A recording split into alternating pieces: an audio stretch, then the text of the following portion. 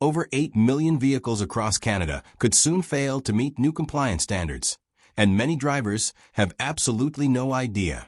What if I told you that in just 30 days, your perfectly working car could be labeled illegal to drive?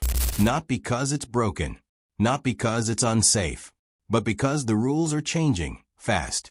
Across the country, rumors are spreading, dealerships are getting flooded with calls, and families are asking one terrifying question: is my car next? Behind the scenes, new regulations tied to emission standards, digital vehicle tracking, and updated registration laws are rolling out in 2026. Experts in transportation policy and environmental research have warned for years that stricter enforcement was coming, but few expected it to hit this quickly. And here's the scary part: most Canadians won't find out until they try to renew their registration. So what's really happening? Is this mass panic, or a real legal shift that could change how millions travel every day? Stay with me, because reason number 7 might shock you the most. Number 1. Emission rules change. For years, Canadians were told that as long as their car passed inspection and ran fine, it was legal. That belief is now becoming dangerously outdated. In 2026, Canada's updated emissions regulations are no longer focused on how your car performs on the road, but on how it performs on paper. Even vehicles that feel smooth, safe, and reliable can suddenly fail to meet the new emission thresholds, turning them into liabilities overnight. Scientific studies linking vehicle emissions to respiratory disease, climate change, and urban air pollution have pushed regulators to act faster and harder. The problem? These rules don't care if you just replaced your engine, maintained your car perfectly, or barely drive it. If your vehicle's emission profile doesn't align with the new benchmarks, it can be flagged as non-compliant. That's why older gas-powered cars are at the highest risk, especially those built before recent environmental updates. What makes this even more alarming is how quietly this shift is happening. There's no loud announcement, no personal warning letter.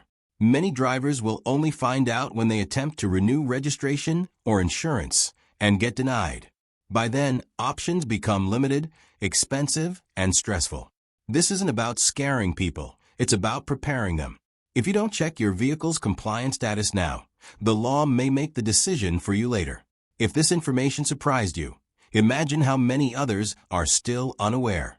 Drop a comment below and tell us what car you drive. Let's help each other stay informed that we put serious effort into breaking down complex law simply. So subscribe now. It's just one click, and it could save you thousands. Number 2. Gas phase-out. Many Canadians still believe the gas vehicle phase-out is a distant future problem. The truth is far more alarming. What was once described as a long-term transition is now being compressed into a much shorter timeline. Policies aimed at reducing fossil fuel dependence are accelerating, and 2026 is shaping up to be a major turning point.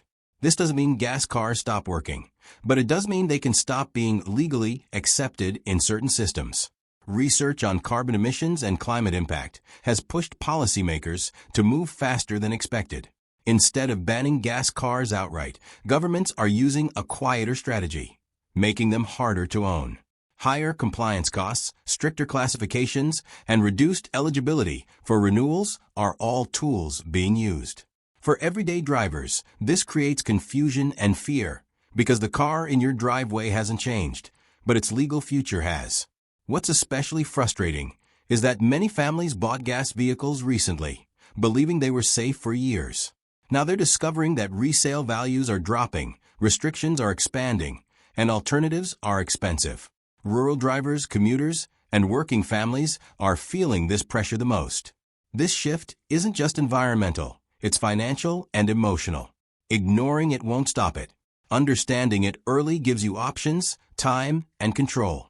Be honest, did you think gas cars still had many years left? Tell us in the comments what you believed before watching this.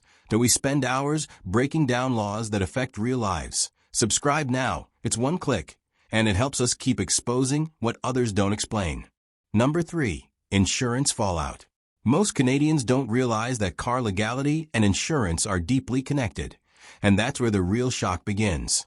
In 2026, insurance companies are quietly updating their risk models to align with new government compliance rules. If a vehicle is flagged as non-compliant under emissions or registration standards, insurers may see it as a higher legal and financial risk, even if it's never been in an accident. Studies in insurance economics show that companies don't wait for bans to start, they act in advance. When a car becomes harder to register, insure, or legally operate, insurers begin limiting coverage options, increasing premiums, or quietly removing those vehicles from preferred policies. For drivers, this can feel sudden and unfair. One renewal notice later, and your monthly payment jumps, or worse, coverage is denied.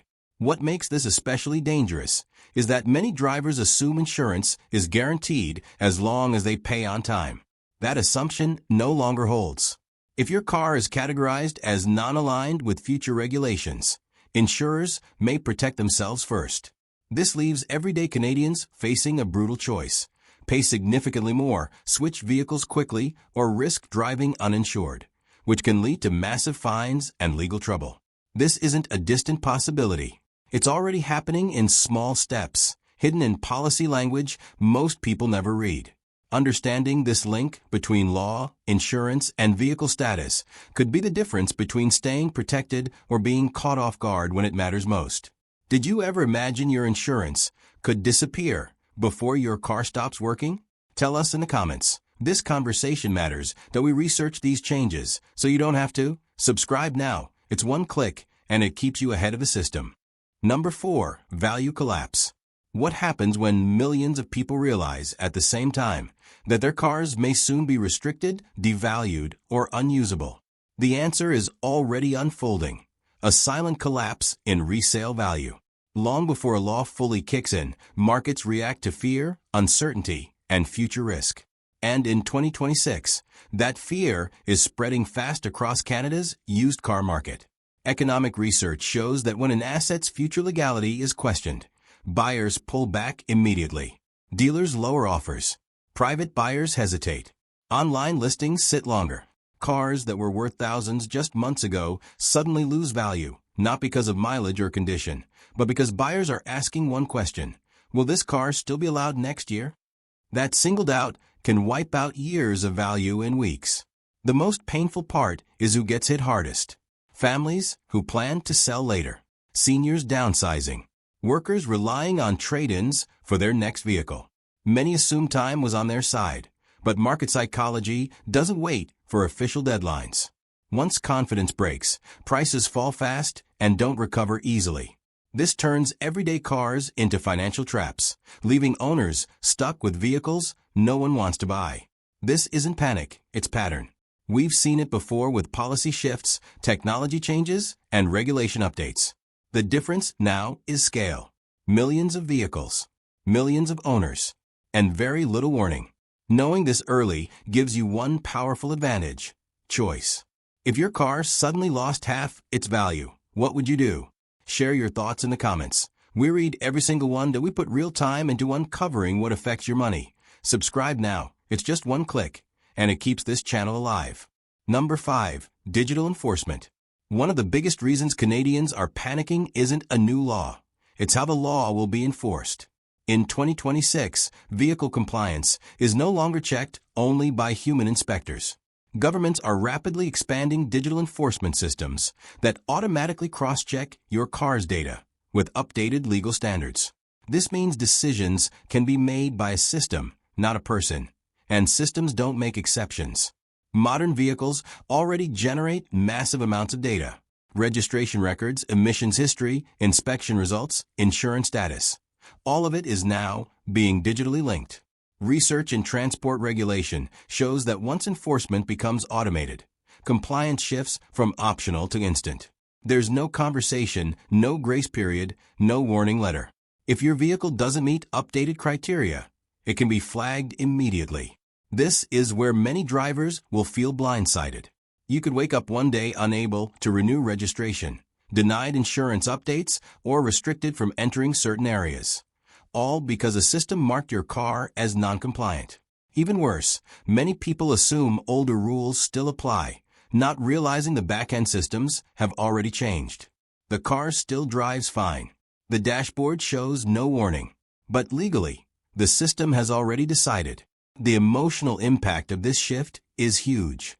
People feel powerless when decisions happen silently, digitally, and instantly. That's why awareness matters more than ever. Understanding how digital enforcement works gives you time to check, prepare, and act before a computer does it for you. Does it scare you that a computer system could decide your car's future without warning? Tell us honestly in the comments that we spend countless hours breaking this down so you don't get caught off guard. Subscribe now. It's just one click, and it truly supports our work. Number 6. Incentive pressure. On the surface, 2026 looks like a year of choices, rebates, incentives, and programs encouraging Canadians to switch vehicles. But dig a little deeper, and a different picture appears. These incentives aren't just rewards, they're pressure tools. Instead of banning older cars outright, the system makes owning them feel financially exhausting, inconvenient, and outdated. Research in behavioral economics shows that people are often pushed to change not by force, but by financial imbalance. While electric and low-emission vehicles receive tax credits, rebates, priority access, and lower operating costs, gas vehicle owners are quietly left with higher fees, fewer benefits, and shrinking support. Over time, this creates a feeling that staying put is the wrong decision, even if switching isn't affordable. For many Canadians, this pressure feels unfair. Not everyone can absorb the cost of a new vehicle, charging setup, or higher insurance tied to transitions. Rural drivers, apartment residents, and working families are especially affected. The system doesn't say, "You must change." It says, "If you don't, life will slowly get harder." That psychological squeeze is powerful and intentional. What makes this even more stressful is the lack of clarity.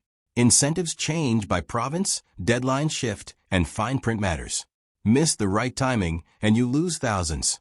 Act too fast, and you might regret it. This isn't about rejecting progress. It's about understanding how incentives are shaping behavior without openly admitting it. Knowledge here isn't political, it's protective. Do you feel these incentives are helpful or quietly forcing choices?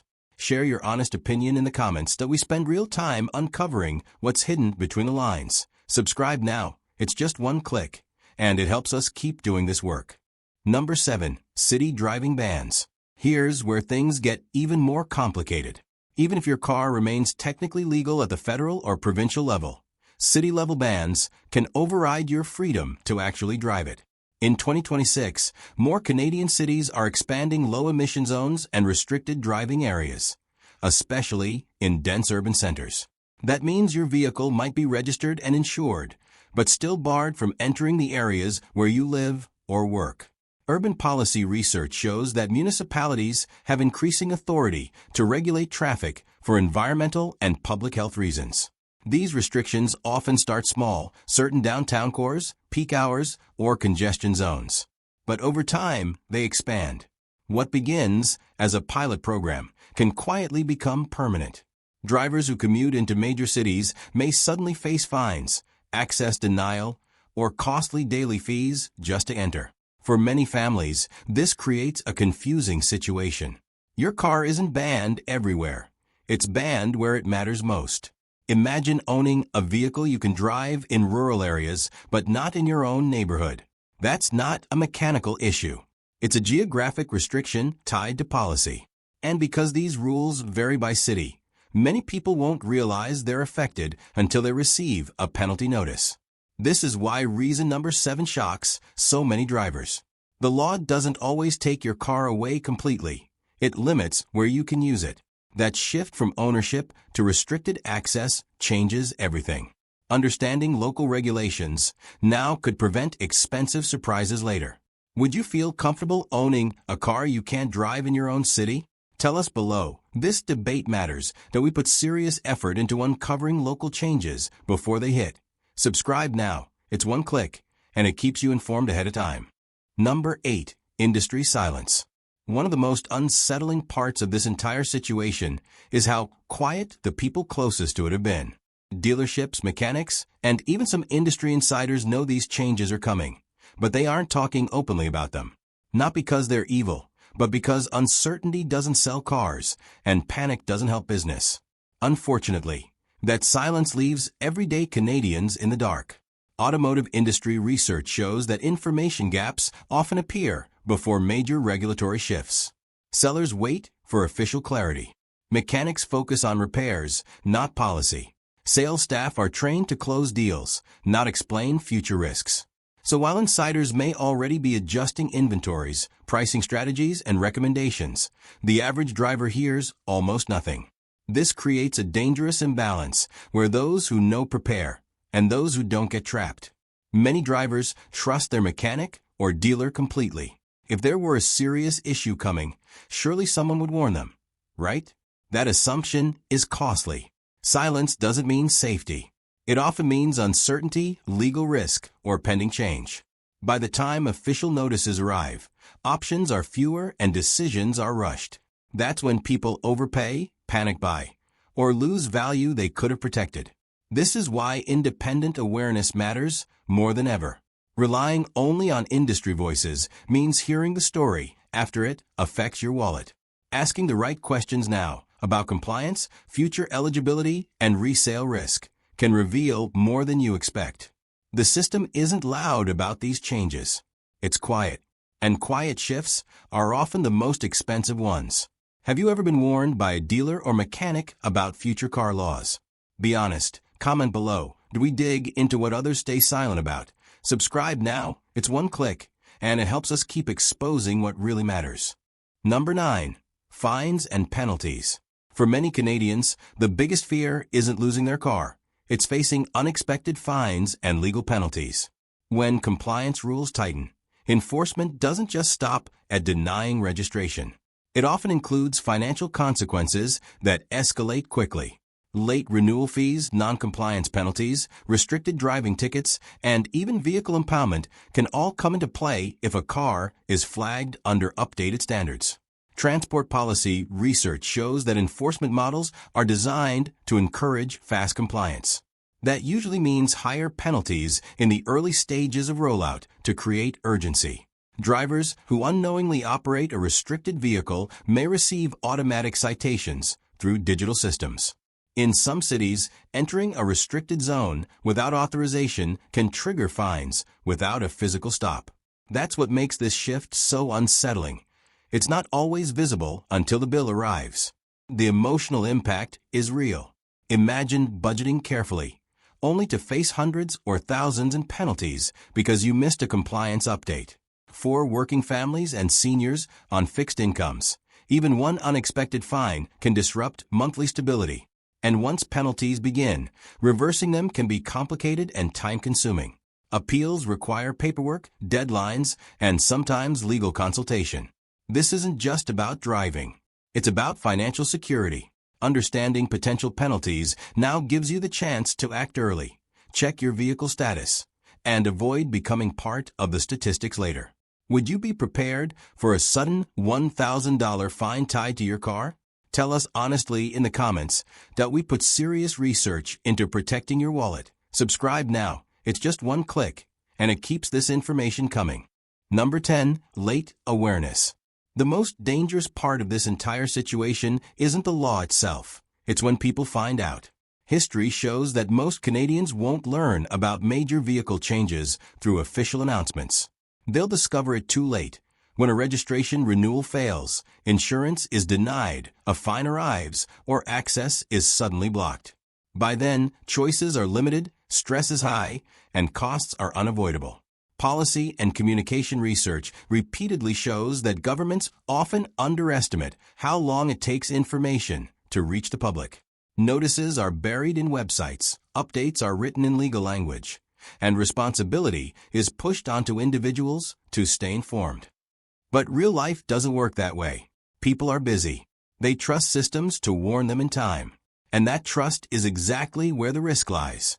By the time mass awareness kicks in, markets shift, deadlines pass, incentives disappear, and panic decisions begin.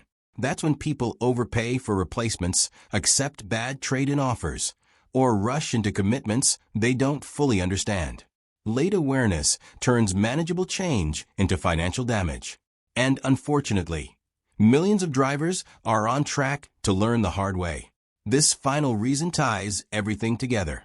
The panic isn't caused by one rule. It's caused by timing. Those who learn early get options. Those who learn late get consequences. This video exists to move you into the first group. Be honest, before this video, did you know any of this was coming?